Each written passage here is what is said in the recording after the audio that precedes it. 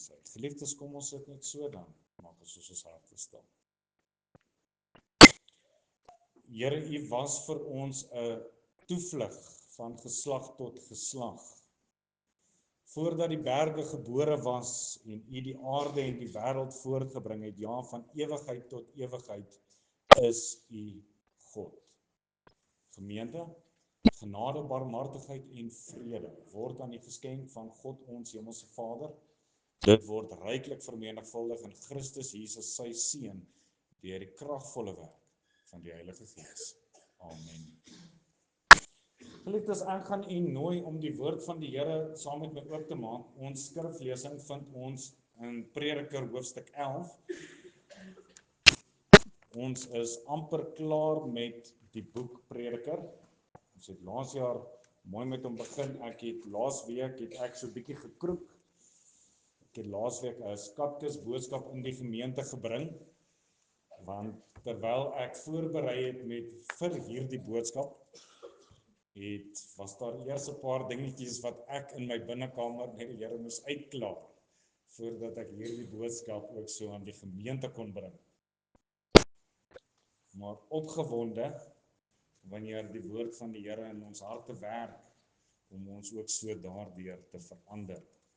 Prediker hoofstuk 11, ons lees al 10 die verse. Vers 1. Werp jou brood uit op die water, want na verloop van baie dae sal jy dit vind. Gee 'n deel aan 7, ja, ook aan 8, want jy weet nie watter onheil daar op die aarde sal wees nie.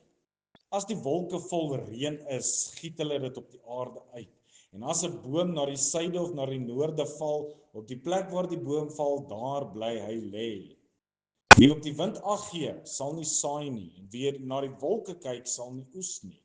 Soos jy nie weet wat die weg van die wind is, of hoe die gebeente in die skoot van 'n swangere is nie, net so weet jy nie die werk van God wat alles doen nie, ja.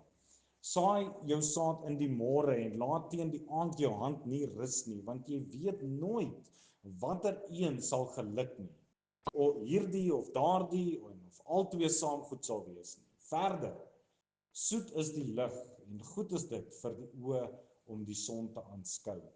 Want as die mens baie jare lewe, moet hy hom in die almal verheug en dink aan die dae van duisternis, dat dit baie sal wees, alles wat kom is nietigheid. Verbly jou, o jongeling, in jou jeug, en laat jou hart jou vrolik maak in die dae van jou jonkheid, en wandel in die weë van jou hart, en in aanskouing van jou oë, maar weet dat God jou oor al hierdie dinge in die gerig sal bring. En weer verdriet uit jou hart en hou die kwale weg van jou liggaam, want die jeug en die jonkheid is nietigheid. Net tot sover die kosbare woord van die Here vir die manne vir wie dit moontlik is. Ek moet julle staan saam met my, dan soek ons die Here in gebed.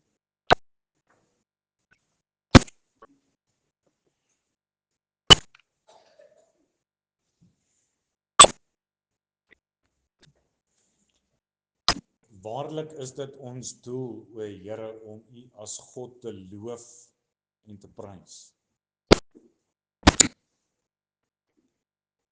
In 'n oomblik soos hierdie, Here, buig ons laag en ons bring aan U die hulde van ons harte. In aanbidding, Here, kom buig ons neer vir wie U werklik is. Die grootheid van God wat ons menslike gedagtes nie kan pyl nie. Maar deur geloof, Here, kom aanvaar ons dit as 'n absolute waarheid. Dat U gedagtes is ver bo ons gedagtes, U weet baie hoër as ons in. Soos die engele rondom die troon, Here, wil ons ook uitroep, heilig, heilig, heilig is die Here. Want in en deur dit alles, selfs met ons menslike redenasies, Here, moet ons erken, dat sonder U kan ons niks doen nie. Ons kom erken en ons dank U vir U goedheid, dat daar 'n lewensasem in ons longe is. Maar Here, dat ons die krag gehad het om vanoggend op te kan staan. Ons dankie vir die wyse waarop U ons deurgedraai het die afgelope week, dit wat U in ons lewens kom doen het. Meer dit alles kom erken ons ook, Here, dat daar is niemand soos U nie. Absoluut niemand. En wat 'n kosbare voorreg, Here, vir ons as gemeente om net weer te kan kom stil word voor U aangesig. Kom stil word, Here, met 'n doel en 'n gedagte, dat ons wil hoor wat die Here Jesus in hierdie oggend deur sy Gees aan die gemeente wil sê. Maar in en deur dit alles, Here, kom staan ons as gemeente vanoggend laag aan U voete en ons wil ook 'n paar sake voor U aangesig bring. Here, U ken elke liewe naam op ons gebedslys. Here, U weet waardeur hulle gaan. Here, ons dink aan Tannie Martha en haar familie. Here, sal U asseblief vir hulle vertroosting bring. Ons dink aan Enrique by die huis, wat sukkel met daardie voete van hom. Sal U asseblief genesing skenk. Ons dink aan Tannie Maritjie, Here, terwyl hulle nog so besig is om te soek na 'n oplossing. Sal U asseblief vir daardie dokters insig en wysheid kom gee, dat hulle die regte ding in haar liggaam sal doen, Here, dat sy ook verligting sal ontvang. Ons dink aan die Wet se pa. Ons dink aan Tannie Eileen se ma.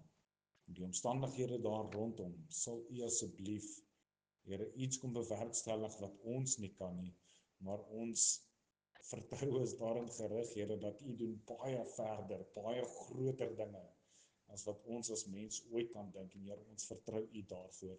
Soos wat ons U vertrou het vir Tannie Marie, Here, en doordat sy nou by die huis is, weet ons, Here, dat U kan in hulle lewens ook 'n werk doen. Dankie daarvoor. Dankie, Here, dat ons vir ons gemeente kan kom bid, vir elke liewe persoon. Maak nie saak die begeerte wat hulle in hierdie oggend in hulle harte kom huldig en kom vashou nie. Here, U sien dit raak, U hoor die woorde wat nie geuiter word nie, U lees die gedagtes, Here, wat ons nie altyd na ander daar buite vertel nie. En Here, ons wil niks anderste as om dit alles by U voete te kom neerlos, want ons weet, Here, U sê dat U wat die goeie werk begin het, Here, U sal dit volëindig. Here, sit ons ook met 'n onbekendheid oor die toekoms en alles wat moet gebeur en hieroor en daaroor. Kom vra ons net, Here, dat U in hierdie paar oomblikke net vir ons stilte en rus sal gee. Here, U sê, almal wat vermoeid en belas is, kan na U toe kom. En Here, ons kom vanmôre na U toe. En ons kom wag op daardie rus wat U alleen in ons harte kan kom gee. Sal U ook nou, terwyl die Bybel oop is en ons daaruit gaan lees en dit gaan bepeins, sal U asseblief U stem hoorbaar maak. Sal U asseblief, Here, in en deur dit alles verheerlik word en sal U wil geskied.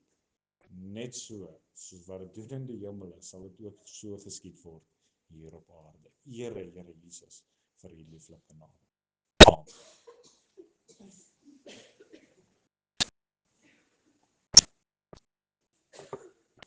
In vers 4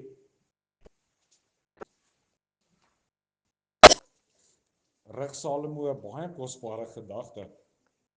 Hy sê, wie op die wind ag gee, sal nie saai nie, wie na die wolke kyk, sal nie oes nie.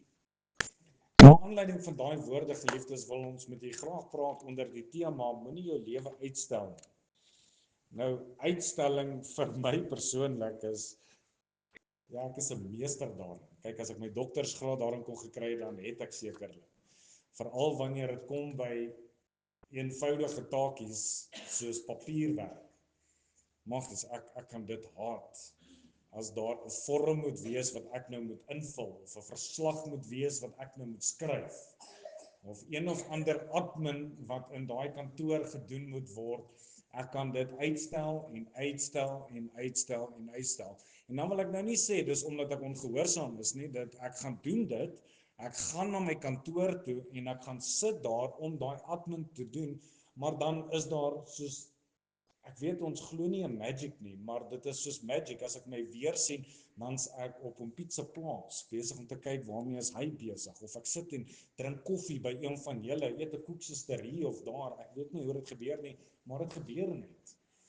En daar is 'n baie groot gevaar wat hierdie uitstel aanbetref. Daar is min dinge so gevaarlik soos om uit te stel. Want die krisis met hierdie term en hierdie gesindheid van uitstel is dit is glad en al nie aggressief nie.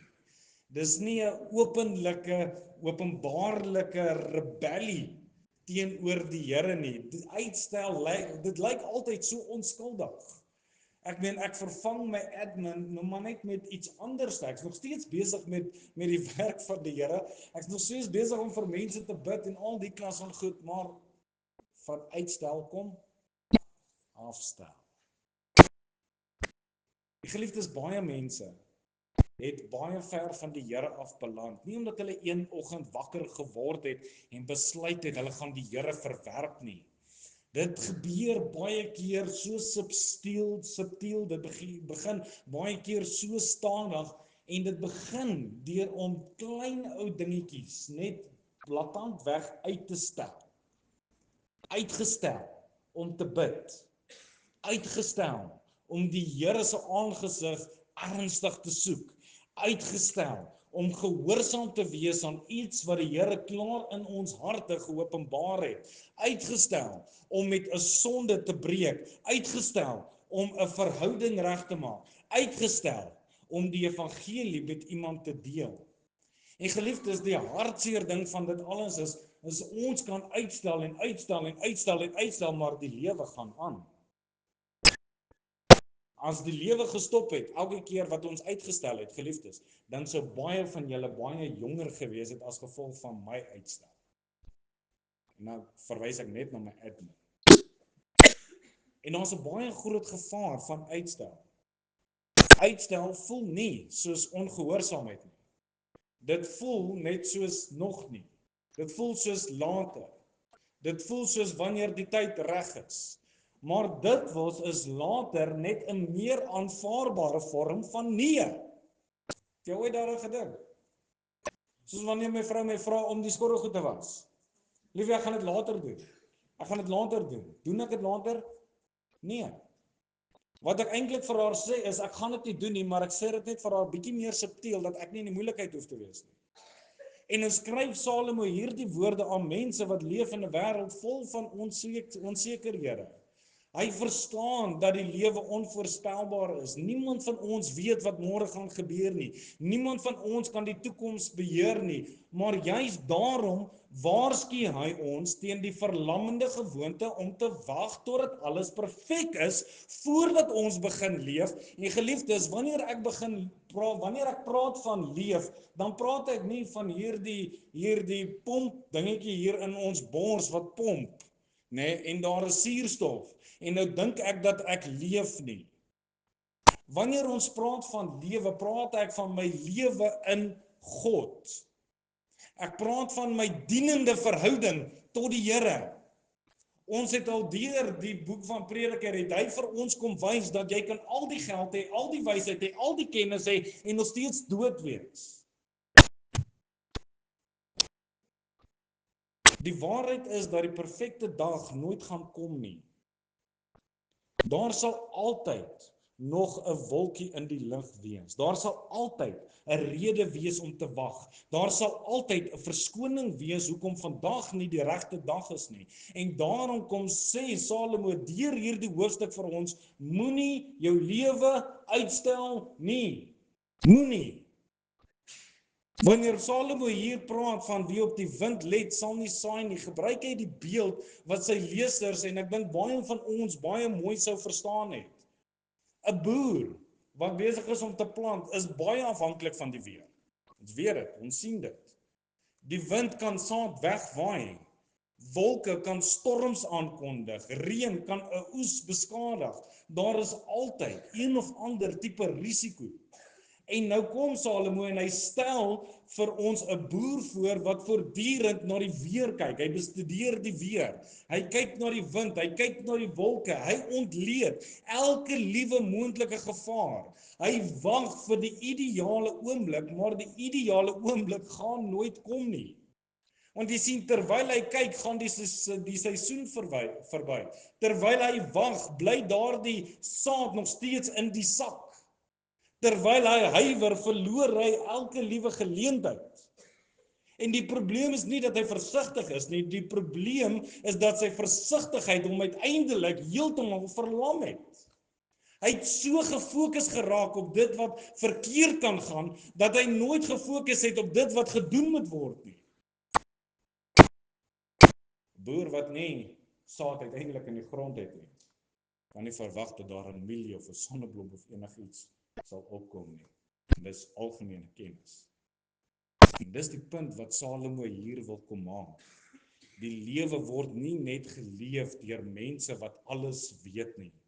Die lewe word geleef deur mense wat die Here genoeg vertrou om gehoorsaam te wees, selfs wanneer hulle nie alles weet nie. Want net in die volgende verse sê Salomo dat ons nie eens kan weet hoe 'n kind in die moederskoot gevorm word nie. Ons verstaan nie God se werke nie. Daarom moet ons leer om te leef met vertroue eerder as absolute sekerheid. Daarom lees ons in Psalm 95 vers 7, want hy is ons God en ons is die volk van sy weide en die skape van sy hand. Ag, as julle vandag maar na sy stem wou luister. Sien u die opdrag? As julle maar môre na sy stem wou luister. As julle maar volgende week na sy stem wou luister. As julle maar na sy stem wou luister wanneer daar geen wolke, geen wind, geen reën is nie. Sal ons na sy stem luister wanneer alles mooi in plek geval het? Nee. As ons vandag maar na sy stem geluister het. Ek lees 'n verhaal van 'n man wat langs 'n rivier gestaan het. Hy wou oorgaan het na die ander kant en die stroom is sterk. En die man staan daar en hy besluit om te wag totdat die water heeltemal verby is. Hy het gewag. En hy het gewag. En hy het gewag. En uiteindelik het iemand hom gevra, "Hoorie, waarvoor wag jy?" En hy antwoord, "Ek wag dat die rivier, dat al die water verbykom, dat ek uiteindelik kan oorloop." Sien u die probleem? Die probleem was natuurlik nie dat die rivier nooit sou ophou nie, want baie mense lewe presies so. Hulle wag vir 'n tyd in hulle lewens dat daar niks, geen probleme is nie, geen spanning, geen uitdagings, geen onsekerheid nie, maar geliefdes, daai dag gaan nooit kom nie. Nooit nie. Die lewe gaan altyd sy winde en sy wolke hê. En as ons moet wag totdat alles perfek is, voordat ons gehoorsaam is, sal jy soos daai man by daai rivier staan en jy gaan wag vir die water om verby te gaan, maar dit sal nooit ophou nie. En die Here waarsku ons, geliefdes, teen uitstel. Hebreërs 3 vers 15, vandag as julle sy stem hoor, verhard julle harte nie. Nie môre nie, nie oormôre nie, nie volgende week nie, nie volgende maand nie, vandag. Jakobus 4 vers 14, julle wat nie eens weet wat môre sal gebeur nie, want hoedanig is julle lewe. Dit is tog maar 'n dam wat vir kort tydjie verskyn en daarna verdwyn. Geliefdes, ons neem veels te maklik aan dat ons nog baie tyd het. Veels te maklik. Die skrif herinner ons dat ons dae alles in God se hand is.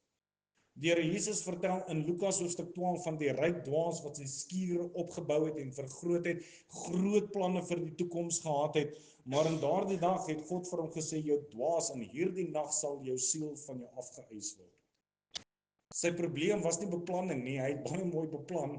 Sy probleem was dat hy op môre meer vertrou het as op God van vandag.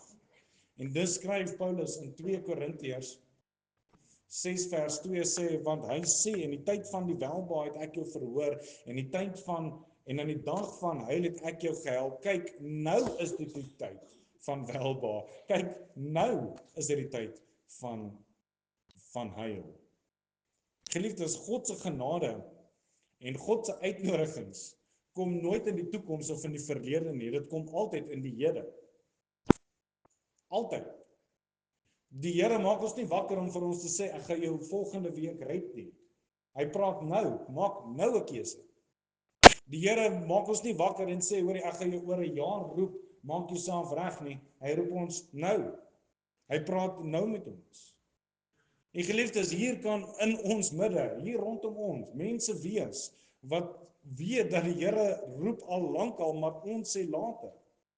Later sal ek my lewe volkome oorgee. Later sal ek daardie sonde bely. Later sal ek daardie persoon vergewe. Later sal ek begin getuig. Later sal ek ernstig raak oor my verhouding tot die Here, terwyl ons nie weet wat môre gaan voorhou nie. Ons weet nie. Ons kan nie sê later nie. Ons kan nie sê môre nie. Ons kan nie sê volgende week nie. Ons kan dit nie sê nie. Die vraag van Prediker hoofstuk 11 is eenvoudig en dit rig ons na 'n vraag, en my vraag aan, nie my vraag nie, die Here vra deur sy woord, waarom nie vandag nie?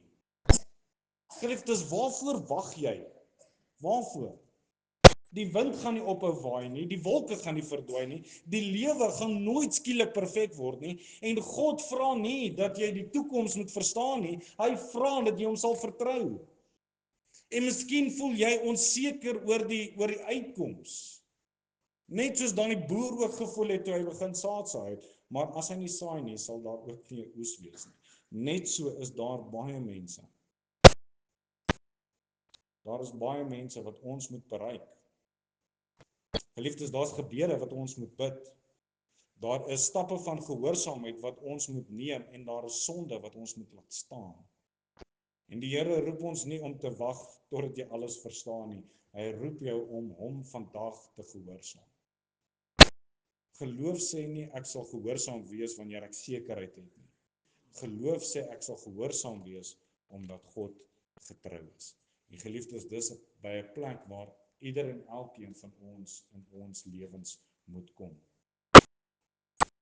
Dis gee hy 4 waarskuwings in hierdie gedeelte waarop ons moet ag gee. Die eerste een is moenie uitstel vir perfekte omstandighede nie. Hy sê, wie op die wind ag gee, sal nie saai nie, en wie na die wolke kyk, sal nie oes nie. Die geliefdes, die probleem van hierdie man in hierdie gedeelte, hoe Salomo hom uitbeeld, is nie dat hy die wind sien nie. Daar's niks fout daarmee om die wind te sien nie. Die probleem is dat hy die wind belangriker ag as die opdrag om te saai. Daar is 'n groot verskil tussen wysheid en verskonings, en ons moet baie mooi daarop let. 'n Wyse boer hou die weer dop, dit is so, maar uiteindelik moet hy begin plant. En hierdie boer hou so lank die weer dop dat hy nooit by die plant uitkom nie. Hy kom nooit by die werk uit nie. En wat Salomo hier bloot lê is iets wat diep in 'n mens se hart leef. Ons wil graag eers die sekerheid hê voordat ons gehoorsaam is aan die Here. Ons wil eers weet hoe alles gaan uitwerk voordat ons iets vir die Here doen. Ons wil weet dat ons nie gaan misluk nie voordat ons iets aanpak. Ons wil weet dat daar geen risiko's gaan wees nie. Maar dis nie hoe die lewe werk nie. Die Here gee gewoonlik net genoeg lig vir die volgende tree, maar baie min gee hy dit vir die hele pad. Dis hoekom Spreuke 3 vers 6 sê, ken hom in al jou weë, dan sal hy jou paai gelyk maak. En weer eens, ek lees nie in daai vers 'n dalk of 'n miskien nie, hy sê hy sal. Geliefdes, ons wil dikwels sê dat die Here eers die uitkoms vir ons moet wys, voordat ons hom gehoorsaam moet wees. Die Here sê egter, gehoorsaam my en vertrou my vir die uitkoms. Dis die opdrag. En dis die spanning waarin elke kind van die Here leef. Dink byvoorbeeld aan Noag. Noag moes 'n boot gebou het nog voordat daar reën was. Abraham moes getrek het voordat hy die land gesien het. Moses moes sy staf uitsteek voordat die see oopgegaan het. Die disippels moes die brood uitdeel voordat hulle gesien het hoe dit net meer en meer en meer gaan word. Die Here vra nie dat ons sekerheid moet hê oor alles nie. Hy vra vertroue. Uit en uit vertroue. Want my gedagtes is nie julle gedagtes nie. Julle wee is nie my wee nie, spreek die Here. Want soos die hemel hoër is as die aarde, so is my wee hoër as julle wee en my gedagtes as julle gedagtes. En weer eens, geliefdes, as ons dink dat ons leef sonder 'n verhouding met die Here, sonder dat ek in sy wil is, wil ek vir u sê dat u leef nie. Want sy wee is hoër as ons wee. En baie keer wil ons eers alles verstaan voordat ons begin beweeg, maar die Here roep ons om hom te vertrou, juis wanneer ons nie alles verstaan nie. Dis hoekom hy sê, want ons wandel deur geloof en nie deur aanskouing nie. Geliefdes, die Christelike lewe word nie bepaal deur wat hy kan sien nie, dat alles word bepaal deur wie hy ken. Dit word bepaal deur my verhouding met Jesus. Hebreërs hoofstuk 11 sê vir ons dat geloof dan is 'n vaste vertroue op die dinge wat ons hoop, 'n bewys van die dinge wat ons nie sien nie. En geliefdes, baie keer is die grootste struikelblok in ons geestelike lewens nie ons sonde nie, maar die behoefte dat ons alles die hele tyd onder beheer moet hê. Ons wil alles beheer. Die toekoms wil ek beheer. Ons wil al die risiko's uitskakel. Ons wil seker maak dat ons nie teleurgestel gaan word nie. Maar wanneer ons daarop aandring om alles te verstaan voordat ons gehoorsaam, maak ons onsself eintlik die maatstaf van ongehoorsaamheid, en ongehoorsaamheid is in essensie sonde voor God. Die vraag is nie meer wat sê God nie. Dis nie meer die vraag nie. Die vraag wat ons onsself vra is, maak dit vir my sin? En die kern van geloof is, dit hoef nie sin te maak nie. As iemand 15 jaar terug vir my gesê het, ek gaan 'n predikant word, het ek vir jou 210 redes gewys hoekom ek nie een gaan word nie. Dit het nie sin gemaak nie. Maar dis nie hoe die Here werk nie.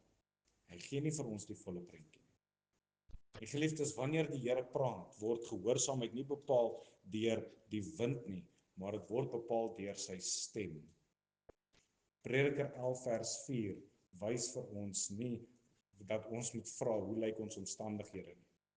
Die vraag wat ons onsself moet vra in essensie is, vertrou jy die Here genoeg om te gehoorsaam, selfs wanneer die omstandighede glad en al nie sin maak nie. Vertrou ons die Here. Ons geliefdes, is ons nog besig om so 'n bietjie uit te stel totdat alles vir ons perfek lyk. Die tweede ding wat ons nie moet uitstel nie, geliefdes, is in essensie ook bekering. Moenie jou bekering uitvind nie, want kyk die waarskuwing. Die B-gedeelte van vers 9 sê, maar weet dat God jou oor al hierdie dinge in die gerig sal bring.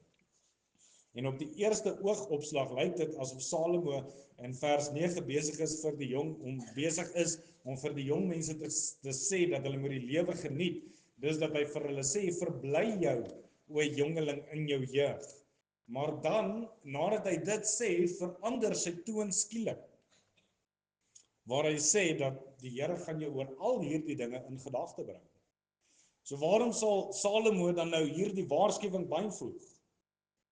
Hy doen dit omdat hy wil hê dat ons moet verstaan dat die lewe nie net gaan oor die nou nie. Die lewe gaan nie net oor die Here nie. Daar is 'n dag wat kom wanneer elke mens, of jy nou daarin glo of nie, of jy dit wil hê of nie, of jy dit wil wegwens of nie, of jy hoe ook al sy, daar is 'n dag waar elke mens voor God sal staan. Daar is 'n dag waar elke mens se lewe geëvalueer gaan word voor God, ons Skepper, weer eens, of ek nou daarvan hou of nie, of ek dit glo of nie, of ek daarmee saamstem of nie. Hebreërs 9 sê, almal is bestem om te sterwe en daarna 'n koekpartytjie. Ek is bly julle vang dit. Daarna die oordeel. Daar's 'n oordeel. En geliefdes, die probleem wat ons het, is dat ons leef asof daai dag baie ver weg is. Baie ver weg is. Ons dink dat daar gaan nog baie geleentheid wees. Ons dink dat daar nog baie waarskuwings gaan wees, dat daar nog baie uitnodigings gaan wees. Maar die Bybel praat dikwels van die dringendheid van die huidige oomblik. Salomo wil hê sy lesers moet onthou dat hulle nie net lewe vir hierdie lewe nie. Want elke liewe dag, weer eens, of ons nou daarvan hou of nie, elke liewe dag bring ons een tree nader aan die dood. Né?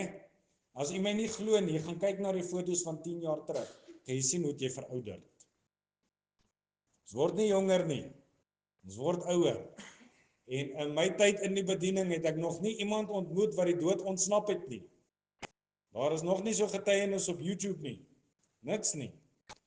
En die tragiese werklikheid is dat mense stel bekering, hulle verwerp dit nie, hulle stel dit net uit.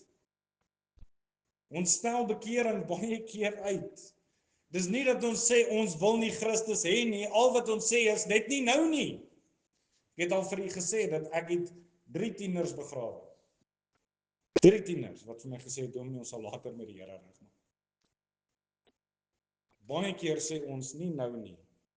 Eendag sal ek ernstig raak oor my siel. Eendag sal ek my lewe regmaak. Eendag sal ek die Here volg. Maar die probleem is dat niemand van ons weet hoeveel eendae het ons oor nie. En die duiwel is dikwels tevrede as hy jou net kan oortuig om nie nee te sê nie, maar al wat hy jou moet oortuig is om te sê later. Want uitgestelde bekering is net soos onbekeerdheid. Dis dieselfde ding. Dis sê die Here in Jesaja 55 vers 6. Soek die Here terwyl hy nog te vind is. Roep hom aan terwyl hy nog naby is. En wat daai vers vir ons sê, dat daar is 'n tyd om te reageer op God se genade. Want daai vers sê in essensie dat daar sal 'n tyd wees wanneer jy nie meer kan nie. Hebreërs 3 vers 15. Omdat daar gesê is, vandag as julle sy stem hoor, verhard julle harte nie, soos in die verbittering nie. Weereens, nie môre nie, nie wanneer dit jou pas nie, nie wanneer jy gereed voel nie. Geliefdes, vandag, 'n mooi voorbeeld wat ons het, is Paulus, wat voor Felix getuig het. En Felix kom onder 'n diep oortuiging. Ken julle die verhaal? Handelinge hoofstuk 24, wat was sy woorde? Felix se woorde aan Paulus. Maar toe hy spreek oor die geregtigheid en selfbeheersing en die toekomstige oordeel, het Felix baie bang geword en geantwoord: "Gaan heen, gaan vir hierdie keer heen, en as ek geleentheid vind, sal ek jou laat roep." Kyk wat sê Felix, nie nou nie. Paulus, nie nou nie. Gaan weg. As ek nodig het, gaan ek jou roep. En geliefdes, ons lees nie weer van Felix in die skrif nie. Felix het nie die evangelie openlik verwerp nie. Hy het dit bloot uitgestel. Nie nou nie, later. Jesus praat van die 5 dwaase. Die 5 dwaase magte in Matteus 25. Hulle probleem was nie dat hulle die bruidegom gehaat het nie. Hulle probleem was hulle was nie gereed toe hy gekom het nie. En toe die deur gesluit was dit heeltemal te laat. En geliefdes, een van die grootste misleidings van die menslike hart is die gedagte dat ons nog altyd tyd het. Dat ons vir altyd tyd gaan hê. Ons neem aan dat ons môre sal kan doen dit wat ons vandag nie gedoen het nie. Maar die skrif leer ons dat tyd nie aan ons behoort nie. Elke asemtuig is 'n gawe van God. Elke dag is 'n nuwe geskenk uit sy hand. Niemand van ons weet wanneer ons laaste dag gaan aanbreek nie, maar meer nog, niemand van ons weet hoe lank die Gees van God nog met ons harte gaan worstel nie. Daarom is dit gevaarlik om gewoon te raak aan uitstel. En elke keer wanneer iemand God se stem hoor, maar nie reageer nie, word daardie hart bietjie harder en hy word harder. Die gewete word so bietjie stiller, die oortuiging word so bietjie swakker, nie omdat God nie meer genadig is nie, maar omdat ons onsself geleer het om God se stem te ignoreer en die oproep tot bekering net uit te stel. God is nog steeds geduldig. Hy is nog steeds genadig. Elke uitnodiging van die evangelie is 'n bewys van sy goedheid. Elke waarskuwing oor die oordeel is 'n bewys van sy liefde. God waarsku ons oor die gerig omdat hy wil hê dat sondaars na Christus toe moet vlug voordat daardie dag aanbreek. En geliefdes, ons is net gewoond geraak om dit uit te stel. En ek sit hand in eie boesem, die feit dat ek hierdie boodskap nie laasweek kon bring nie. Die Here Jesus sê, almal wat vermoeid en belas is, kom na my toe en ek sal vir julle rus gee. Daarom is die vraag nie of ons eendag sal reageer nie. Die vraag is, wat gaan jy doen met Christus vandag? Wat gaan jy doen? Want die oordeel van God kom nader. Ons tree tot die dood is weer nog 'n week nader. Die geliefdes, vandag is daar nog 'n dag van genade. Die derde ding wat ons raak sien in hierdie gedeelte is dat ons moenie ons diens aan die Here uitstel nie. Hy sê in vers 6, saai jou saad in die môre en laat teen die aand jou hand nie rus nie, want jy weet nooit watter een sal geluk nie, hierdie een of daardie en of albei saam goed sal wees nie. En is baie besonders oor hierdie vers, want nou Salomo beweeg weg van die man wat na die wind kyk en hy ontmoet 'n man wat eintlik besig is om te werk. Hy staan nie en wonder oor alles wat kan verkeerd gaan nie. Hy is besig om te saai. Hy doen dit wat hy moet. En wanneer die dag aanstap, hou hy nie op nie, hy gaan voort.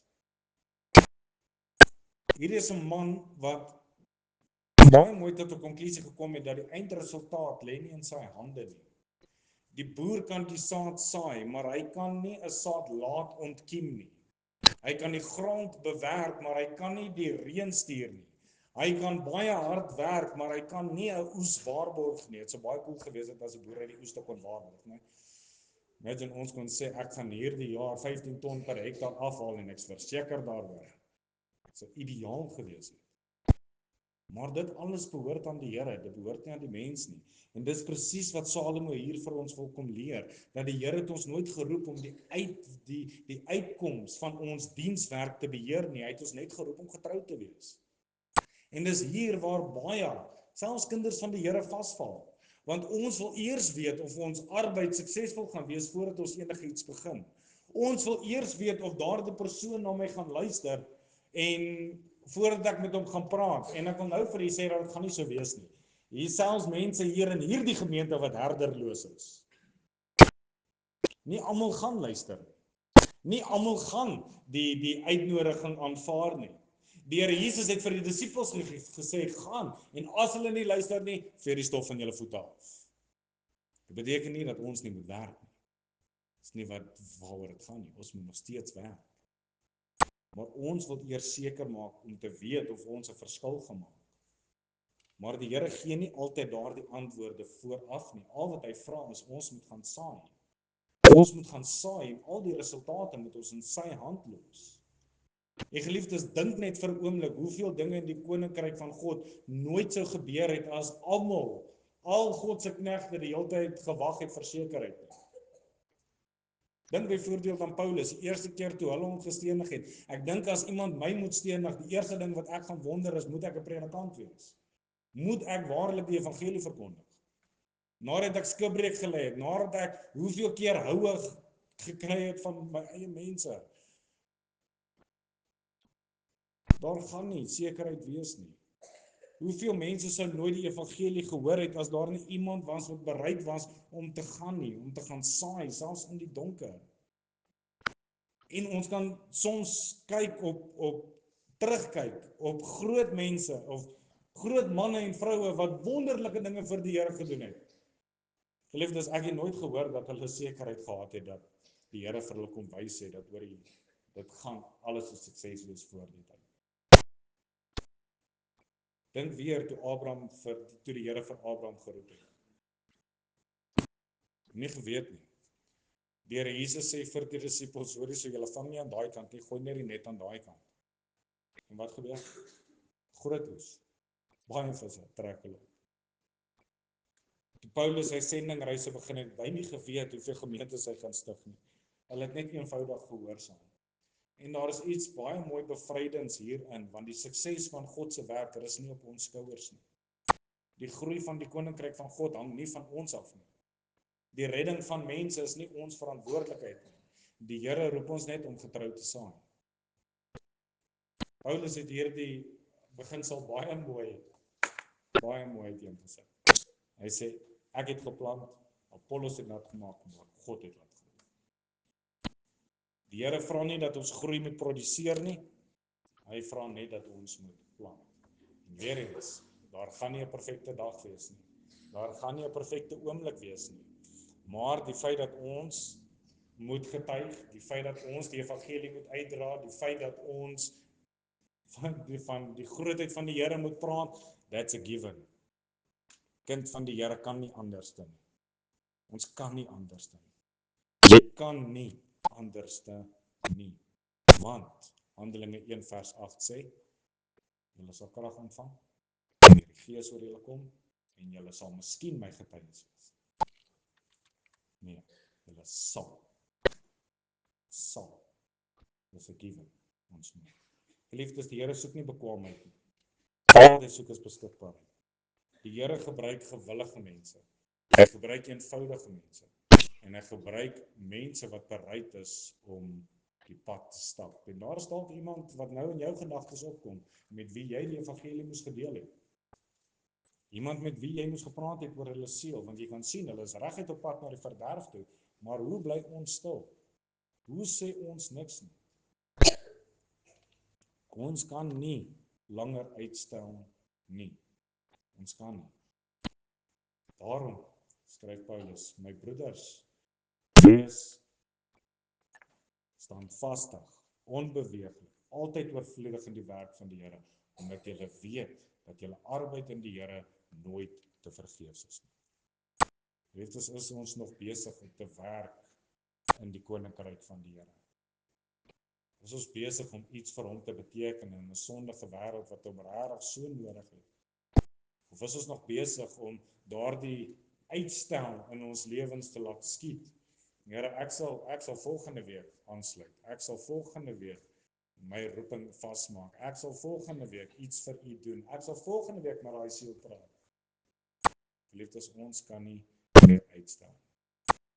Die laaste gedagte wat Salomo ons waarsku, dis moenie die vreugde van vandag uitstel. Hy sê in vers 7 verder, soet is die lig en goed is dit vir die oë om die son te aanskou. So na al die waarskuwings oor onsekerheid en risiko en die komende oordeel, verras Salomo ons nou eintlik met hierdie woorde, want hy herinner ons daaraan dat die lewe nie net bloot iets wat die lewe is nie net bloot iets wat ons moet oorleef nie. En dis hartseer wanneer jy mense beleef wat so lewe, né? Ons lewe van 9 uur tot 5 uur en dan van 5 uur af, dan is dit net daai dagtankies en dan gaan slaap ons. Ons oorleef. Ons oorleef dag na dag. Ons oorleef week na week. Ons oorleef maand na maand. Ons oorleef paycheck tot paycheck. Maar wanneer hy hier van die lig praat en van die vreugde om die son te sien, verwys hy na die eenvoudige voorreg om te leef. Geliefdes, is 'n voorreg om te leef. Het jy dit geweet? Daar is baie mense in die graf wat wens hulle het wat jy het. Baie. Elke dag, elke nuwe dag, elke nuwe sonopkoms, elke nuwe asemteug is 'n gawe uit die hand van die Here. En geliefdes, ons lewe baie keer asof ons lewens as te ware eers later gaan begin. Ons dink dat wanneer die finansiële druk verby is, dan gaan ek gelukkig wees. Maar wat jy gaan nie. Wanneer ons kinders groot is, dan sal ek rus. En dit is een van die grootste foute wat ek gemaak het van my oudste tot my jongste. Met die oudste het ons die stadiums weer weggewens. Ek wens hy's nie meer op doeke nie. En toe sy nou gepotty train, het ons my hart seer, want nou nie meer 'n babatjie nie. Ons wens hulle groot, maar ons geniet nie die oomblik waarmee ons het met hulle so saam nie. Geliefdes, ons kan nie dit uitstel nie. En nou vanaf by die tweede een, en nou het ek ons fout agtergekom, ek vyf my vroukie in. En nou kan ons hierdie enetjie wat nou so klein is, meer geniet in die fases waarin sy is. Ons kan die seëninge van die Here al meer waardeer, want elke liewe dag is 'n geskenk. Salomo leer ons dat daar is 'n gevaar om die heeltyd net vorentoe te kyk. Want jy kan so besig raak om vir môre te leef dat jy vandag se gawes van die Here heeltemal miskyk. En die ironie is dat baie mense jarelank wag vir dinge om beter te raak, wag vir 'n tyd waarin hulle gelukkig is, net om terug te kyk en te besef hoeveel tyd hulle eintlik gemors het. Hoeveel seëninge van die Here hulle net misgekyk het. En nou sê Salomo, die lig is soet. Met ander woorde, die lewe is 'n geskenk. Die werklikheid van 'n gebroke wêreld, maar Salomo is ook nie naïef in deur dit alles nie. Hy weet dat die lewe nie altyd maklik gaan wees nie. Dis hoekom hy byvoeg in vers 8 sê, want as die mens baie jare lewe, moet hy hom in die almal verheug en dink aan die dae van die duisternis, dat dit baie sal wees, alles wat kom is nietigheid. En hier sien ons die merkwaardige balans van die Bybel. Want aan die een kant sê Salomo, geniet die lewe, en aan die ander kant sê hy, onthou dat moeilike dae ook kom. Geliefdes, die Bybel leer nie oppervlakkige optimisme wat maak asof pyn en lyding nie gaan bestaan nie. Maar weet jy hoe wonderlik is dit om die Here te ontmoet in daai swaar kry areas? Ek sal nooit vergeet nie, ons is in Carletonville, ons eerste bediening, ons studente, salaris is daar nie regtig iets van nie. En ek en my vroukie ons sit in die sitkamer. En ons sê vir mekaar, dit was 'n Vrydag aand, maar dit was hier by 9:00. Sê ons vir mekaar, weet jy wat sou nou lekker wees? En dit is 'n kaasrassing. Dis waarna ons smag. Vrydag aand 9:00, kaasrassing. En terwyl ons in die sitkamer sit, ons sit op die vloer. Kyk ons so uit en hier staan 'n silwer Toyota bakkie by die hek. En ek sê vir Monica, wow, hierdie is Dodge. Vrydag aand 9:00, mense by die nou kyk jy hom so uit en ek het die panic button hierso reg en ek herken toe die bakkie en ek maak toe oop en 'n tannie kom in en sy gee vir my 'n sak en ek vat die sak en sy sê, "Is jammer Dominee, ons is eintlik haastig, ons is nou ver gery en ons het nie gedink om hier by hulle af te laai." En hulle ry toe en ons kom in die huis en ek maak die sak oop en raai wat was dit? Kaasrassing.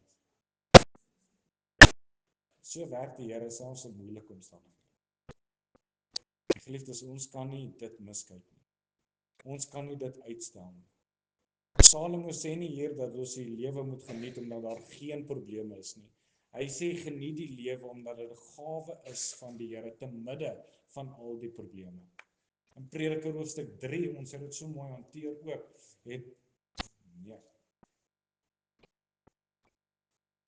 Prediker hoofstuk 3 sê hy, so het ek dan ingesien dat daar niks beters onder hulle is nie as om bly te wees en om goed te doen in die lewe en ook dat elke mens eet en drink en die goeie geniet by sy moeitevolle arbeid. Dit is 'n gawe van God. Ons kan baie keer die fout maak om te dink dat wanneer ons iets geniet, is dit sonde. Maar ons kan iets geniet, geliefdes, wanneer dit uit die hand van God uitkom.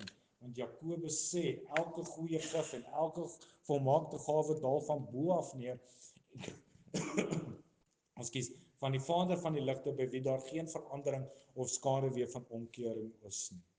Daar is nie.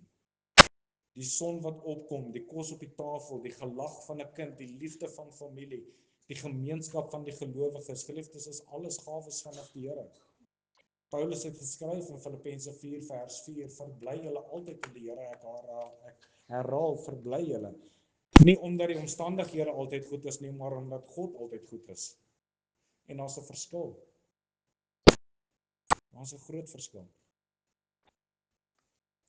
Geliefdes, geniet dit wat ons het. Moet dit nie uitstel nie. Moet dit nie wegwens nie. Moenie dit uitstel nie. Geniet dit in die nou. Geliefdes, Prediker hoofstuk 11 plaas ons voor 'n eenvoudige maar ernstige waarheid. En dit is dat die tragedie van die lewe is nie altyd wat ons gedoen het nie, maar die hartseer daarin en dit alles wat ons tot dusver uitgestel het. Hoeveel mense het gesterf met goeie voornemens wat nooit uitgevoer was nie? Ons baie mense wat op hulle sterfbeddens lê en sê, ja, as ek maar net kon. Wou nog so graag dit gedoen het. Hoeveel mense wou eendag die Here dien, eendag tot bekering kom, eendag gehoorsaam wees, maar daardie dag het nooit aangebreek nie. Geliefdes, die Here roep ons nie vanmôre nie. Hy roep ons vir vandag. Hy roep ons vir in hierdie oomblikke. En so kan ons nie gehoorsaamheid uitstel nie. Ons kan nie bekering uitstel nie. Ons kan nie diens aan die Here uitstel nie. Die Here sê, Hebreërs 3 vers 15, vandag as julle sy stem hoor, verhard julle harte nie. Nie môre nie, nie volgende week nie wanneer omstandighede beter lyk nie, vandag. Dan praat die Here vandag met jou aan. Miskien is daar sonde waarvan jy moet wegdraai. Moet dit nie uitstel nie. Miskien roep hy jou tot redding. Moet dit nie uitstel nie. Miskien roep hy jou tot 'n groter gehoorsaamheid. Moet dit nie uitstel nie. Miskien roep hy jou vanmôre tot diensbaarheid. Geliefdes, moet dit nie uitstel nie. Moenie sy stem ignoreer nie. As die Here vandag met jou praat, reageer vandag. Die dag van genade is nou, die geleentheid is nou, die uitnodiging is nou, en die uitnodiging is eenvoudig, kom na Christus, vertrou hom, gee jou lewe volkome aan hom oor. Moenie uitstel wat God vandag van jou vra nie, eenvoudig. Moenie jou lewe uitstel nie. Jy gaan nie eendag leef nie. Geliefdes, die uitnodiging is nou. Die Here Jesus sê in sy woord, sê hy dat hy die dief het gekom om te steel, te slag en te verwoes, maar hy het gekom om lewe te gee. Geliefdes, lewe in hom. Moenie verder uitstel. Mag die Here vir ons genade gee en in en deur dit ook die selfbeheersing en vertrouheid dat ons sal doen dit wat hy ons vra. Amen. Ons bid saam.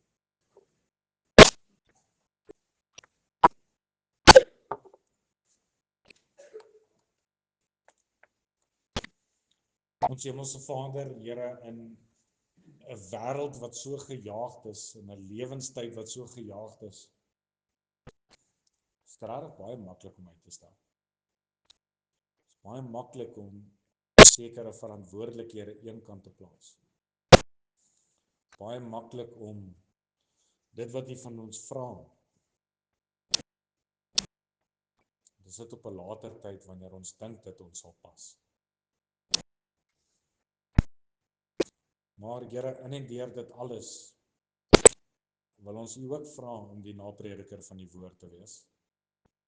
Ons sal U ook vra om in te tree en ons te kom wys deur wat daardie dingetjies moontlik kan wees. Is daar areas in ons lewens waar ons tans besig is om uit te stel? Stel ons dalk redding uit, waar ons sê, Here, nie nou nie. Stel ons dalk heiligmaking uit, waar ons sê, eendag sal ek groei. Stel ons dalk diensbaarheid uit, sê, eendag sal ek vir die Here werk. Stel ons dalk uit, Here, om die goedheid van U raak te sien in die oomblikke waarin ons tans leef. Sal U dit vir ons wys, en sal U ook vir ons genade gee, om die verandering mee te bring, sonder enige uitstel van dit wat U in ons lewens verwag. Dankie Here dat ons U kan vertrou daarvoor, en ons wete en ons vertroue is daarin gerig, dat U wat die goeie werk begin het, Here, U sal dit ook so volëindig, tot op die dag van verlossing. Here Jesus, vir U lieflike naam.